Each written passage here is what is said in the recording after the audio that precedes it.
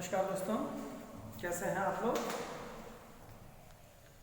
आशा करता हूं कि आप सभी लोग बहुत अच्छे होंगे, स्वस्थ होंगे और अच्छे से अपनी स्टडी कर रहे होंगे। पढ़ाई आप लोगों की ठीक ठाक चल रही होगी।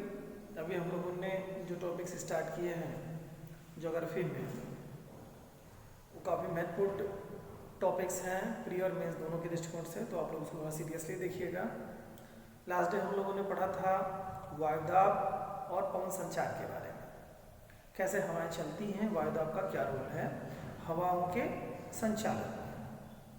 आज उसी के क्रम में हम लोग आगे बढ़ेंगे, जहां पर हम देखेंगे कि वायुमंडल का त्रिविमीय संरचना क्या होती है, वायुमंडल का त्रिकोशिकीय परिसंचरण के बारे में देखेंगे। जैसा कि हम लोगों ने देखा था कल कि 3 ऑर्बिट बनते हैं प्रत्येक गोलार्ध में, यानी उत्तरी गोलार्ध, दक्षिणी गोलार्ध में हवाओं के 3 ऑर्बिट बनते हैं। और 3 ऑर्बिट बनने में आपने देखा 30 से 35 डिग्री अक्षांश, 60 से 65 डिग्री अक्षांश और 80 से 90 डिग्री अक्षांश के मध्य में एक संक्रमित क्षेत्र पाए जाते हैं, या तो उच्च वायुदाब के या तो निम्न वायुदाब के। तो 0 डिग्री से 5 डिग्री उत्तर और 5 डिग्री दक्षिण वाला जो हिस्सा पड़ता है, ये निम्न वायुदाब का क्षेत्र देखा था आपने। देन इसके बाद 30 से 35 डिग्री अक्षांश के मध्य का जो हिस्सा देखा था आपने, वो उच्च वायुदाब का क्षेत्र था। देन 60 से 65 डिग्री अक्षांश के मध्य में एक श्रृंखला मिलती है, ये आपकी उच्च वायुदाब की श्रृंखला न होकर के निम्न वायुदाब की श्रृंखला बनती है इससे। देन इसके बाद 80 से 90 की तरफ आप जब जाते हैं तो आप देखते हैं यहाँ पे उच्च वायुदाब की एक श्रृंखला आपको बनती हुई मिलती है। तो ये 3 श्रृंखलाएं थी। आज थोड़ा सा हम लोग उस पर रिवाइज करेंगे 2 मिनट, और देन इसके बाद में आज हम लोग त्रिविमीय संरचना के बारे में देखेंगे। ये जो 3 विमाएं बनती हैं, ये क्या इनका रोल है, ये क्यों बनती हैं, ये लास्ट चैप्टर से ही आपका रिलेटेड है। ठीक है, आइए देखते हैं। हम लोगों ने कल देखा था कि ये आपका लो प्रेशर जोन पड़ता है, 0 से 5 डिग्री उत्तर और 5 डिग्री दक्षिण के मध्य का जो हिस्सा आपका बनता है, ये हिस्सा आपका। देन इसके बाद आप देखते हैं कि 30 से 35 वाला जो हिस्सा आपका बनता है, ये आपका हाई प्रेशर जोन का हिस्सा बनता है, और फिर इसके बाद 60 से 65 का लो प्रेशर का, और 80 से 90 वाला फिर हाई प्रेशर का आपका हिस्सा बनता है। तो हवाओं के बारे में कल हमने बताया था आपको कि हवाएं हमेशा हाई प्रेशर से लो प्रेशर की तरफ जाती हैं, क्योंकि प्रवणता होती है। प्रवणता का मतलब ये होता है, कल मैंने इसको भी आपको बताया था, प्रवणता में ये होता है कि ढाल बन जाता है। जैसे पानी का जो स्लोप होता है, अगर पानी बहता है तो हमेशा ढाल प्रवणता का ही, मतलब ढाल का ही अनुसरण करता है। हम कहीं आप स्लिप करते हैं तो ढाल का अनुसरण करते ही स्लिप करते हैं। कोई भी चीज़ अगर मूव करती है तो जब तक या तो उस पर एक्स्ट्रा फोर्स ना लगे, और बाकी अगर ढाल होगी तभी चीज़ें वो एक जगह से दूसरी जगह विस्थापित हो पाएंगी। तो हवाओं के बारे में भी यही है। यहाँ पर क्या होता है कि जब उच्च वायुदाब होगा, जहाँ निम्न वायुदाब होगा, तो हवाएं क्या करती हैं, वायुमंडल में बैलेंस होने का कार्य करती है, बैलेंस करने का कार्य करती हैं। तो जहाँ पर निम्न वायुदाब का क्षेत्र बन जाता है, वहाँ पर हवाएं चली जाती हैं, वहीं पर वो प्रवणता आपकी बन जाती है। तो हम लोगों ने देखा था वायुदाब के संदर्भ में वायुदाब का क्या रोल है, क्योंकि हवाएं वायुदाब के कारण से ही चलती है। दूसरा कारण हम लोगों ने गति भी देखा था। ठीक है, तो पूरी जो हमारी ग्लोब है, और ग्लोब में जो हवाएं चलती हैं 2 कारकों के माध्यम से, कल हम लोगों ने इस पर विशद चर्चा की थी। जो बच्चे नए आज देख रहे हैं वीडियोज, वो पुरानी वीडियो को देख लेंगे तो उनको कॉन्सेप्ट पूरी तरह से समझ में आ जाएगा। ठीक है, तो हवाएं क्या होती हैं, हमेशा उच्च वायुदाब से निम्न वायुदाब की तरफ चलती है। अच्छा ये बताइए, जब कोई चीज कहीं से चलेगी तो रिक्ति कहीं बनेगी। जैसे आप समझिए, पूरा वायुमंडल जो है वो वहां पर तो हवाएं एक औसत स्थिति में बनी हुई है ना। हवाएं कहीं से आती तो है नहीं वायुमंडल में हमारे की आ गई और चली गई। वायुमंडल तो हमारा एक नियंत्रित क्षेत्र में है ना। वायुमंडल का जो हमारा एरिया है वो एक एस्टैब्लिश एरिया है, नियंत्रित क्षेत्र है। और उस नियंत्रित क्षेत्र में, जैसे सूर्य के बारे में, हमने पृथ्वी के बारे में देखा था कि वो पृथ्वी पर सूर्यातप आता है और वो चला जाता है, यानी कि सूर्यातप जो हमारा है, यानी पृथ्वी हमारी है, सूर्यातप को न तो अवशोषित करती है, अब उसको सेंस आप समझ रहे हो, जो नहीं समझ पा रहे हैं वो वीडियो देख लेंगे सूर्या तप पे। न तो अवशोषित करती न रिफ्लेक्ट करती, यानी अवशोषित रिफ्लेक्ट क्या नहीं करती, यानी सूर्या तप को वह अपने जो पृथ्वी का औसत टेम्परेचर है वो हमेशा बनाए रखती है। तो यानी कि सूर्य तप आता है और वो चला जाता है। 51% आप लोगों ने देखा कि पृथ्वी के वायुमंडल में मिलता है धरातल को, और 51% को वो रिफ्लेक्ट कहाँ कर देती है। बाकी तो आप जो से उसके हिस्से बनते हैं वो वायुमंडल के ऊपरी हिस्से से या तो रिफ्लेक्ट हो जाते हैं या तो ऊपरी हिस्से में रहते हैं। धरातल को सिर्फ 51% ही उष्मा मिलता, सूर्य तप मिलता था। तो उसको क्या करती थी, पृथ्वी के बारे में आपने देखा था कि वो उसको एक्सेप्ट नहीं करती है, ठीक है, और एक्सेप्ट करती है तो उसको रिफ्लेक्ट भी कर देती है, यानी कि 51% आता है और चला भी जाता है। सेम वही कंडीशन वायुमंडल के संदर्भ में भी है। वायुमंडल भी कहीं से हवाएं बनाता नहीं है, हमारे जो वायुमंडल में हवाएं हैं वो एज इट इज बनी रहती हैं, ठीक है, और उन्हीं हवाओं में से हवाएं एक जगह से दूसरी जगह विस्थापित होती रहती हैं। कैसे विस्थापित होती है, जब दाब प्रवणता बन जाती है। और दाब प्रवणता क्यों बनती है ये आप जान रहे हैं, क्योंकि जहां पर निम्न वायुदाब का क्षेत्र होगा वहां पर हवाएं गर्म होंगी, और निम्न वायुदाब बनने के लिए मोस्टली जो चीजें हैं आप देखेंगे तो सूर्य की जो किरणें हैं जहां पर सीधी पड़ती हैं, ठीक है, ITCZ का क्षेत्र जहां बनता है, ठीक है, वो अंतः अभिसरण मेखला से हिंदी में कहते हैं, यानी कि सूर्य की किरणें जहां सीधी पड़ेंगी वहां पर गर्मी खूब पड़ेगी। वहां पे गर्मी जब खूब पड़ेगी तो गर्मी होने से क्या हवाएं गर्म हो जाएंगी, गर्म होकर के ऊपर उठ जाएंगी, तो ऊपर उठेंगी तो वहां पे निम्न वायुदाब का क्षेत्र बनेगा। तो निम्न वायुदाब का क्षेत्र बनेगा तो दूसरी जगह पर जहां हवाएं एक्सेस हैं वहां से हवाएं उसकी तरफ आएंगी और उसकी रिक्ति को भरेंगी। प्रकृति का एक सिस्टम है कि कहीं पर भी कोई रिक्ति होती है उसकी पूर्ति होती है, ठीक है, कहीं पर किसी चीज की रिक्ति होती है तो उसकी पूर्ति होती है। तो वायुमंडल में भी यही संरचना चलती है, स्थिति बनती है कि जहां हवा कम हो जाएगी वहां हवा चली जाएगी भरने के लिए, और जहां हवा भर जाएगी ज्यादा हो जाएगी वो एक्सेस होकर के ऊपर उठ जाएगी, ठीक है। तो इस तरह की कुछ स्थितियां बनती हैं। यानी कि देखा जाए अगर हम देखें कि हाई प्रेशर से हमने कहा हमारे लो प्रेशर की तरफ चलती हैं, ये मैंने एरो बना रखे हैं इसमें, जिसको मैंने कल समझाया था आप लोग, इसको आज देखें आगे के क्रम में। हवाएं इधर से इधर को आती है, यानी कि हाई प्रेशर से लो प्रेशर की तरफ जब हवाएं आ रही हैं तो डेफिनेटली एक चीज होगी कि हाई प्रेशर से जहां हवाएं आएंगी तो यहाँ पर भी तो कोई रिक्ति बनेगी, पहली चीज। दूसरी चीज है यहाँ पर लो प्रेशर है, तो लो प्रेशर में क्या होता है हवाएं ऊपर उठ जाती है। लो प्रेशर में क्या होता है हवाएं ऊपर उठ जाती हैं गर्म होकर के, तभी तो लो प्रेशर बनेगा, यानी प्रेशर हवाओं का दबाव कम हो गया। लो प्रेशर मींस हो गया हवाओं का दबाव का कम हो गया। तो हवाओं का दबाव कम हो गया यानी कि कब हवा जब ऊपर उठ जाएगी, यानी कि यहाँ निचले हिस्से में धरातल के निचले हिस्से में हवाओं का दबाव कम हो जाएगा और ऊपरी हिस्से पे यानी हवाएं उठ जाएंगी। यानी ऊपरी वायुमंडल का जो हिस्सा होगा अगर वो हवाओं का मतलब एक तरह से कहिए कि सघनता पाई जाएगी वहां पर, यानी हवाएं ज्यादा हो जाएंगी, नीचे का हिस्सा कम होगा। और एक आप जानते हैं जब हवाएं ऊपर उठती हैं तो उनका क्या आयतन विस्तार होता है, और जब हवाएं नीचे बैठती हैं तो उस पर क्या होता है दबाव खूब पड़ता है, यानी आयतन उसका घटता है। जब किसी का आयतन घटनेगा तो दबाव उस पर बनेगा। तो ठीक है, देखिए यहाँ पर हवाएं क्या होंगी ऊपर उठ जाएंगी, तो ऊपर उठ जाएंगी लेकिन इसका ऊपरी वायुमंडल जो है लो प्रेशर वाले निचले हिस्से के ऊपरी हिस्से में अगर हम जाएंगे तो क्या हो जाएगा वहां पर वायुदाब ज्यादा हो जाएगा, यानी वहां पे वायु ज्यादा हो जाएगी, ठीक है। ऊपरी हिस्से में निचले हिस्से में लो प्रेशर होगा, तो लो प्रेशर पे हवाएं क्या करेंगी हाई प्रेशर से यहाँ चली आएंगी। तो हाई प्रेशर से जब हवाएं चली आएंगी तो इसका मतलब है हाई प्रेशर की जो हवाएं आ रही तो हाई प्रेशर वाले हिस्से में भी तो हवाओं की कमी हो जाएगी, और यहाँ पर लो प्रेशर के ऊपरी हिस्से में क्या हो जाएगा हवा एक्सेस हो जाएंगी। तो ये होता क्या है, ये स्थिति हमेशा हर जगह बनेगी, हमेशा हर जगह बनेगी का क्या मतलब है, अब इसको थोड़ा समझिएगा। जैसे यहाँ से हवा यहाँ को आई तो यानी कि यहाँ हाई ज्यादा हवा थी, यहाँ पर हवा कम थी तो इसकी पूर्ति हो गई, और ये हवा जो इक्वेटर के पास की हवा ऊपर गर्म होकर के उठी थी वो क्या करेगी ज्यादा रहेगी, तो वो हवा कहीं को जाएगी। जब ये हवा हाई प्रेशर की यहाँ को आती है तो ऊपरी वायुमंडल में दूसरी संरचना यानी सेम अपोजिट संरचना चलती है। यानी कि अगर आप देखिए कॉन्सेप्ट समझें आप इस चीज को कि जहां पर भी हाई प्रेशर है और जहां पर भी लो प्रेशर है तो ये वायुमंडल के निचले हिस्से की बात हो रही है, ना कि वायुमंडल के ऊपरी हिस्से की बात हो रही है।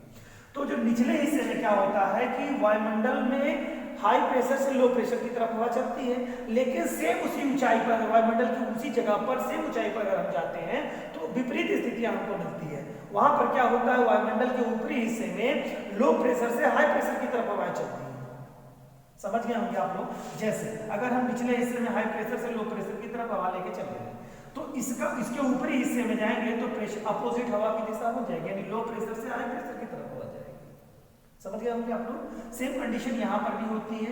यहाँ पर क्या करेंगे, हाई प्रेशर से लो प्रेशर की तरफ नीचे की तरफ हवा जाएगी वायुमंडल के निचले हिस्से में, लेकिन ऊपरी हिस्से में अगर देखेंगे तो हवाओं की दिशा क्या होगी, सेम अपोजिट हो जाएगी, यानी कि वहां पर लो प्रेशर से हाई प्रेशर की तरफ हवा आने लगेगी। ठीक है, यही कंडीशन यहाँ पर देखेंगे। यहाँ पर क्या, हाई प्रेशर से लो प्रेशर के निचले वायुमंडल के निचले हिस्से में हवा आ रही है, लेकिन ऊपरी हिस्से में अगर हम देखेंगे बच्चों तो क्या होगा कि लो प्रेशर से हाई प्रेशर की तरफ जब हवा जाएगी, यानी कहने का मतलब हवा एक तरफ से हाई प्रेशर से लो प्रेशर की तरफ आ रही है और ये ऊपर उठ रही है, ऊपर उठने के बाद फिर पुनः जाकर के बैठ रही है, यानी कि इस तरह की 3 कोशिकाओं का हवाओं के निर्माण हो जाता है। एक तो होता है 0 डिग्री से 5 डिग्री का जो डोल्ड्रम का हिस्सा बनता है और 30 से 35 का हिस्सा। तो आप जान लीजिए कि ये संक्रमित क्षेत्र है। 0 से 5 वाला जो क्षेत्र है वो संक्रमित क्षेत्र है, ठीक है। 30 से 35 वाला भी संक्रमण वाला क्षेत्र है, 60 से 65 वाला भी संक्रमण वाला क्षेत्र है और 80 से 90 वाला भी संक्रमण वाला क्षेत्र है। तो इसके मध्य में जो कोशिका बनेगी, जो एक स्थिति बनेगी, मतलब एक ऑर्बिट बन जाएगा। ऑर्बिट का मतलब है कि 3 मेखलाएं बनेंगी। जैसे देखिए ये वाली एक मेखला बन रही है, दूसरी ये मेखला बन रही है और तीसरी ये मेखला बन रही है। 3 मेखलाएं बन जाएंगी।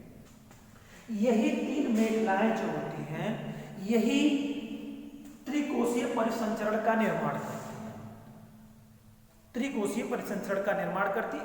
इन त्रिकोशीय परिसंचरण यानी कि इसे इंग्लिश में कहेंगे try cellular circulation of atmosphere, ठीक है। ये जो आपकी संरचना बन रही है, यही संरचना इन 3 संरचनाओं के संदर्भ में आज हम लोगों को थोड़ा सा देखना है, ठीक है। इनके क्या नाम है इसके बारे में हम लोग देखते हैं। यहाँ पर देखिए हमने कुछ फिगर बना रखे हैं आप लोगों को। इसी का ये ग्लोब का हमारा एक तरह से आप देखें तो ये चौथाई हिस्सा हमने काट दिया।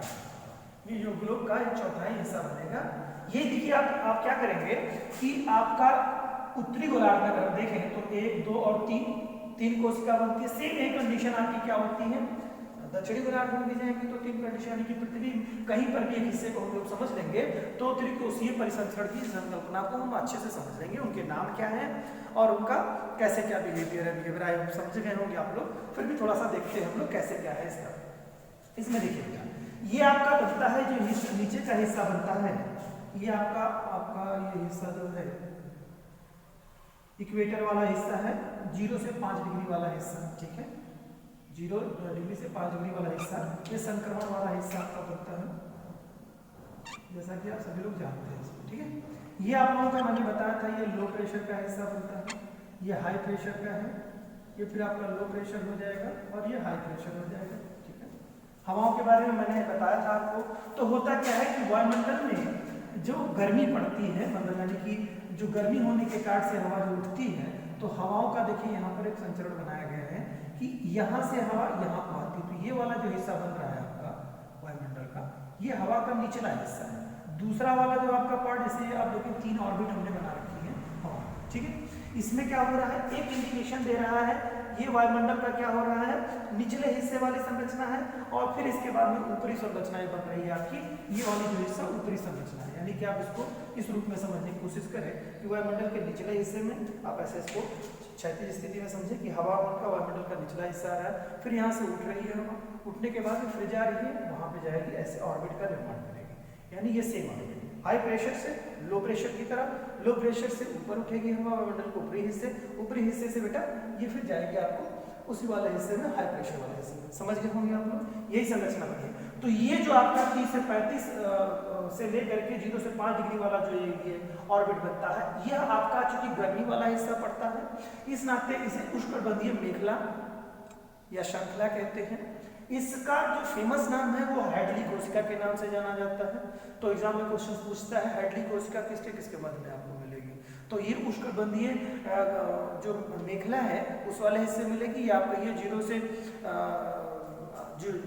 से 5 डिग्री उत्तर या दक्षिण से लेकर के 30 से 35 डिग्री आपका उत्तरी या दक्षिणी अक्षांश के मध्य की जो मेखला होती है वो हैडली कोशिका कहलाती है। इसी तरह से आपकी जो 30 से 35 डिग्री से लेकर के 60 से 65 डिग्री की मेखला होती है, इसे फेरल कोशिका कहते हैं या इसे मध्य अक्षांशीय कोशिका के नाम से भी जाना जाता है। इसे ध्रुवीय वातागर कोशिका के भी नाम से जाना जाता है। और इसके बाद जो लास्ट कोशिका होती है जो ध्रुवीय क्षेत्र में पड़ती है, इसका नाम ध्रुवीय कोशिका होती है। तो इस तरह से 3 जो है मेखलाओं का निर्माण होता है, ठीक है।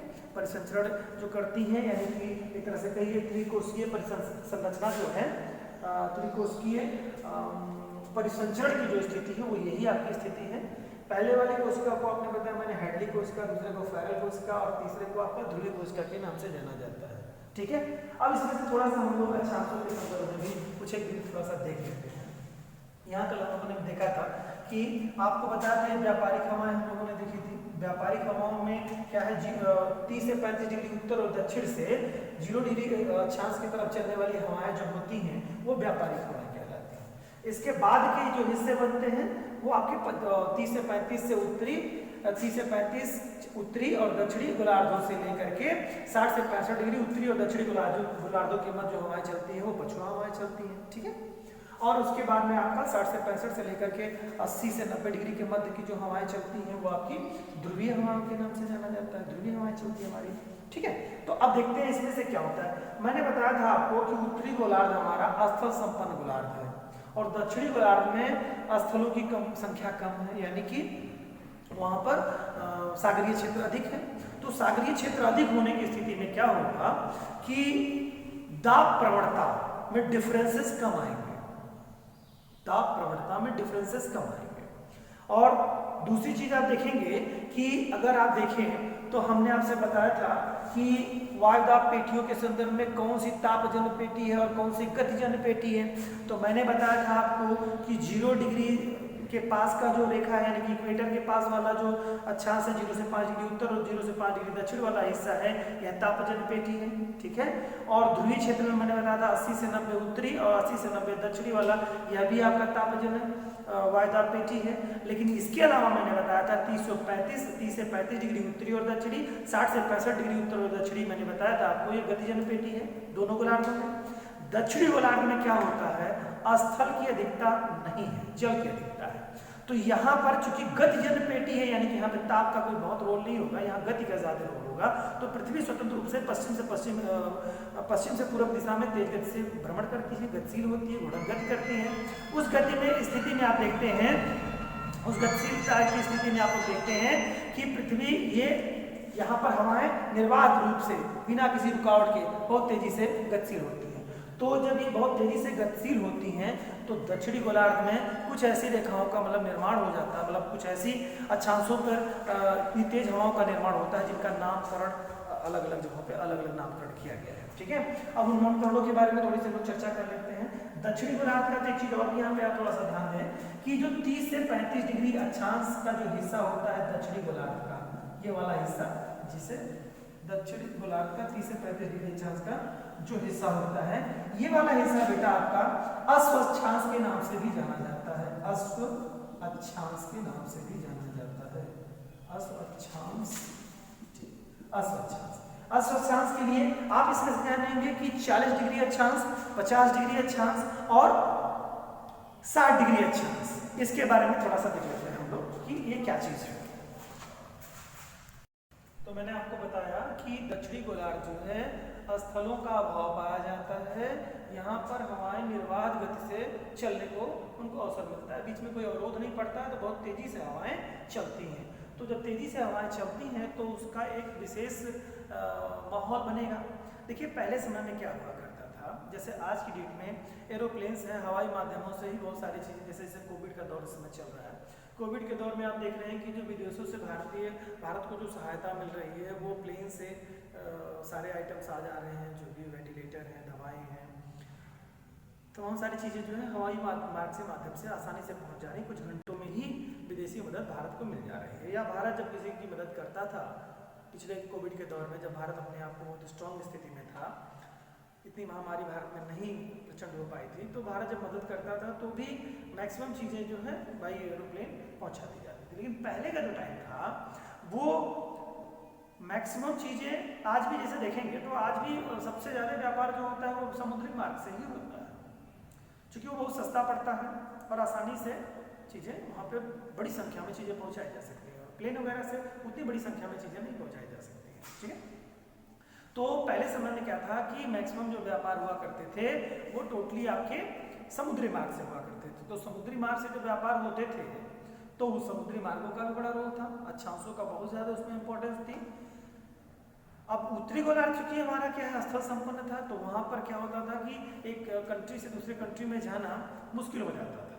केवल आप अमेरिका अगर देखेंगे, उत्तरी अमेरिका या दक्षिणी अमेरिका से लेकर के आप अफ्रीका तक आप आसानी से जा सकते थे बाई जहाजी मार्ग से, और उसके बाद में आप यूरोप के हिस्से में जा सकते थे, ऊपरी हिस्से मतलब एक साइड के हिस्से में फ्रांस है, स्पेन है, इंग्लैंड है, यहाँ तक जा सकते थे आप अमेरिका से जाना, अमेरिका महाद्वीप की बात कर रहा हूँ मैं।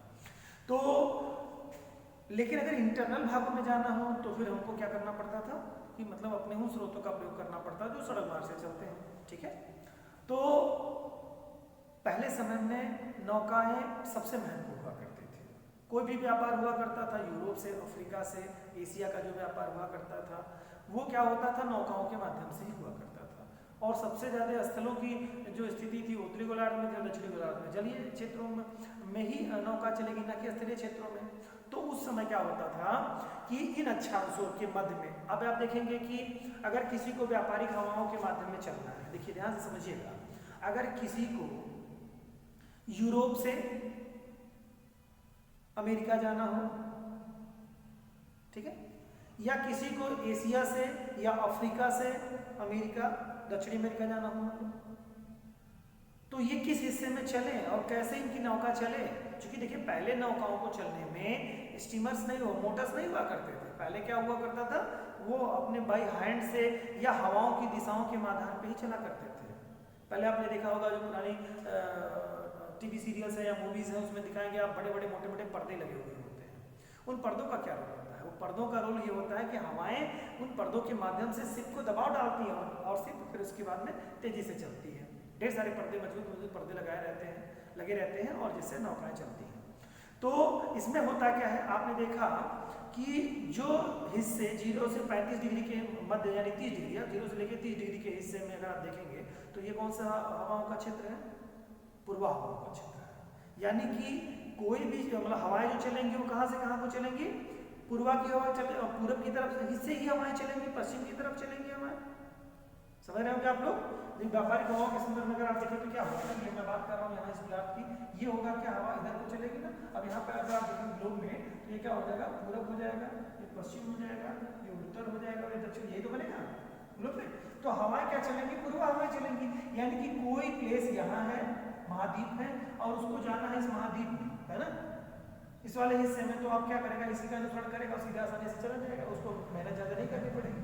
सिर्फ पछुआ वाले हिस्से में अगर जाना हो, यानी कि अगर मान लो पछुआ वाले हिस्से में हम जाते हैं तो वहां पर हमारे क्या चलेंगे, पछुआ हिस्सा, यानी कि इधर से हवा इधर को चलेगी। यही कंडीशन यहाँ पर भी होगी, पछुआ हवाओं की दिशा यानी लगभग करीब ऐसे बनेंगे हवा की दिशा, ठीक है। तो मान लो हम यहाँ पर इस हिस्से में मान लेते हैं अमेरिका और यहाँ मान लेते हैं यूरोप। तो यूरोप में क्या होगा, यहाँ से हम हवा जाएंगी पछुआ हवाओं में, तो वहाँ पे जो अटलांटिक महासागर है, अटलांटिक महासागर में आसानी से चला जाएगा वहाँ तक का हिस्सा, ठीक है। अब व्यापार करना है तो अमेरिका ने अपना शिप भरा और उसके बाद अपने माल को ले जा करके उसने क्या किया, यूरोप में छोड़ दिया, ठीक है। ये पछुआ हवाओं के क्षेत्र में। यही चीज आप दक्षिण की तरफ अगर आप दक्षिण गोलार्ध में चले जाएंगे तो दक्षिण गोलार्ध में भी सेम कंडीशन ये बनेगी, यानी कि दक्षिण अमेरिका या अमेरिका से कोई सामान एशिया में लाना है तो यहाँ चला आएगा। लेकिन अगर वही चीज यहाँ से अगर मान लो एशिया से कोई सामान लाना है यहाँ पे तो इस वाले हिस्से पड़ जाएगा। आप लोग समझ गए मेरे ख्याल से, ठीक है। तो ये नौकायान के लिए मतलब ये जो पूर्वा और पछुआ वाले हवाओं के जो क्षेत्र हैं ये काफी रोल अदा करते हैं।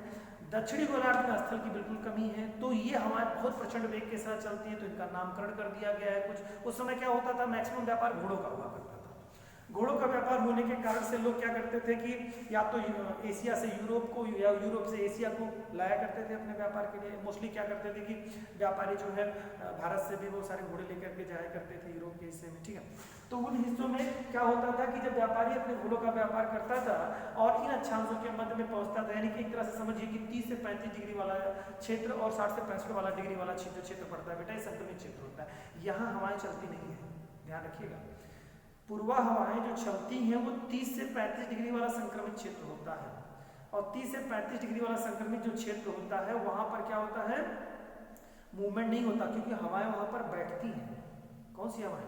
जो लो प्रेशर वाली यानी 0 डिग्री अक्षांश से उठी हुई हवाएं जो हैं वहां पर क्या होती हैं, बैठती हैं हवाएं, ठीक है। तो वहां पर क्या होता है, प्रति चक्रवात की स्थिति मिलती है, यानी कि मौसम वहां बहुत साफ सुथरा सुहाना सा होता है, लेकिन वहां हवाओं की मूवमेंट नहीं होती, और मूवमेंट नहीं होगी तो कोई चीज कैसे होगा, यानी कि वहां पर हवाएं भी नहीं चलती हैं। मतलब हवाएं नहीं चलती है का मतलब यानी कि हवाएं नहीं चलेंगी तो यानी कि वहां पर क्या होगा कि समुद्री क्षेत्र में भी कोई भी नौका कैसे चल पाएगी, नहीं चल पाएगी, स्थिर रहेगी वो।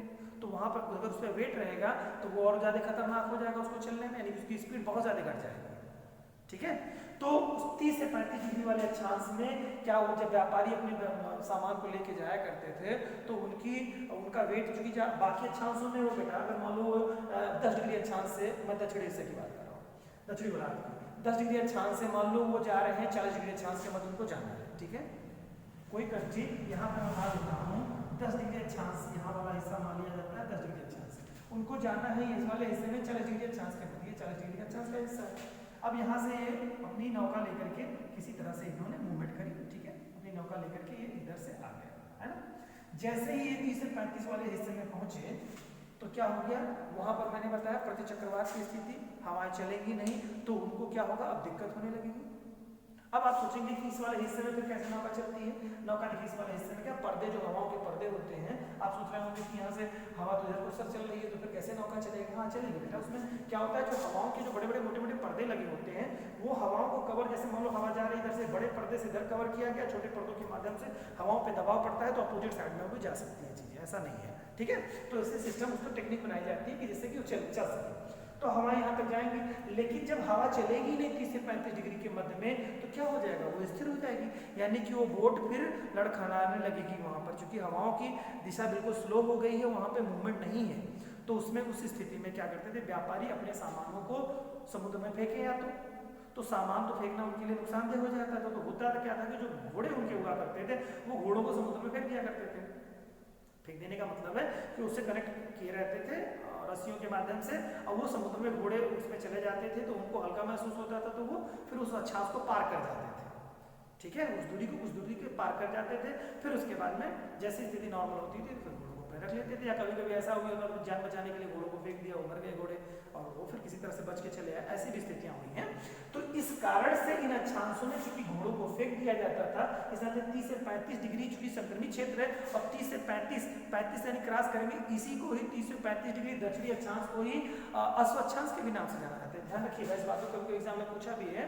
तो इसमें 30 से 35 डिग्री का जो अक्षांश का हिस्सा पड़ता है, 30 से 35 क्या मतलब 35 आप समझिए, वो वाला जो हिस्सा बनता है वो आपका अश्वक्षांश के नाम से जाना था। वैसे एक्चुअल में अगर देखा जाए तो आपका इधर के जो सारे हिस्से बनेंगे वो 30 से 35 के बाद वाले हिस्से या 30 से 35 वाले हिस्से, यही अश्वक्षांश कहते हैं। अगर कहीं पूछे कोई आपसे कि अश्वक्षांश क्या है, तो 30 से 35 डिग्री वाला जो हिस्सा है वो अश्वक्षांश के नाम से जाना जाता है, बिकॉज वहां पे घोड़ों को नौका से उतार दिया जाता था, ठीक है, ये चीजें हैं। इसके बाद के जो हिस्से मिलते हैं बेटा वो पछुआ हवाओं के प्रवाह वाले क्षेत्र पड़ जाते हैं। पछुआ हवाओं में कोई अवरोध नहीं मिलता, कोई स्थलीय संरचना नहीं मिलती, कोई पर्वतीय हिस्सा नहीं मिलता जैसे हवाओं में अवरोध हो, और वो गति खूब तेज से पश्चिम से पूरब की तरफ जो पृथ्वी गति करती है तो वो भी खूब तेजी से, मतलब जो है सरफेस का पानी भी खूब तेजी से गति करता है।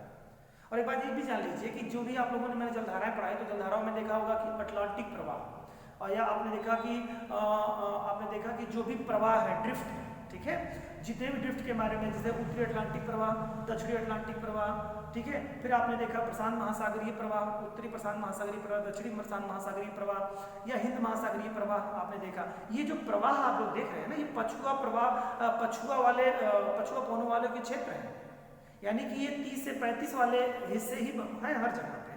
30 से 35 यानी लगभग करीब आप मान लीजिए कि 40 डिग्री से आप लग लीजिए 40 से 60 डिग्री के मध्य वाला हिस्सा, 40 से 60 डिग्री मध्य वाला हिस्सा, चाहे उत्तरी गोलार्ध हो चाहे दक्षिणी गोलार्ध हो, यहाँ पर बेटा जो हिस्सा होता है यह पछुआ हवाओं का क्षेत्र होता है। ठीक है। यही पछुआ हवाओं के क्षेत्र ही महासागरीय जलधाराओं के भी चलने का में रोल अदा करते हैं।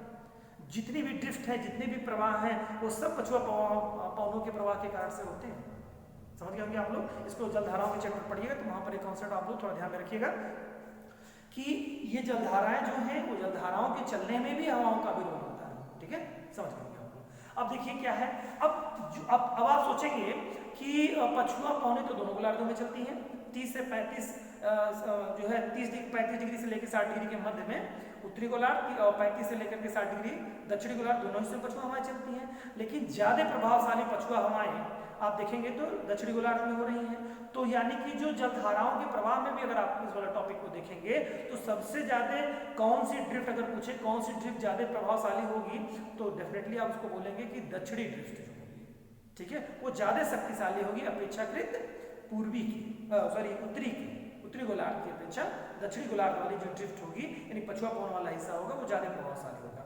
तो दक्षिणी हिस्से में हमारी जो निर्वात गति से चलती है, इस नाते यहाँ पर 40 डिग्री, 50 डिग्री और 60 डिग्री अक्षांशों को कुछ विशेष नामों से जाना जाता है। जैसे अब आप देखेंगे 40 डिग्री अक्षांश को गरजता चालिसा, ठीक है, या इसी को एक वीर पछुआ के भी नाम से जाना जाता है। यहाँ पे देखिए मैंने मेंशन किया है, गरजता चालिसा या वीर पछुआ के नाम से 40 डिग्री अक्षांश को जाना जाता है। वहीं 50 डिग्री अक्षांश को प्रचंड पचासा के नाम से जाना जाता है, और 60 डिग्री अक्षांश का जो है वो चीखता साठा के नाम से जाना जाता है।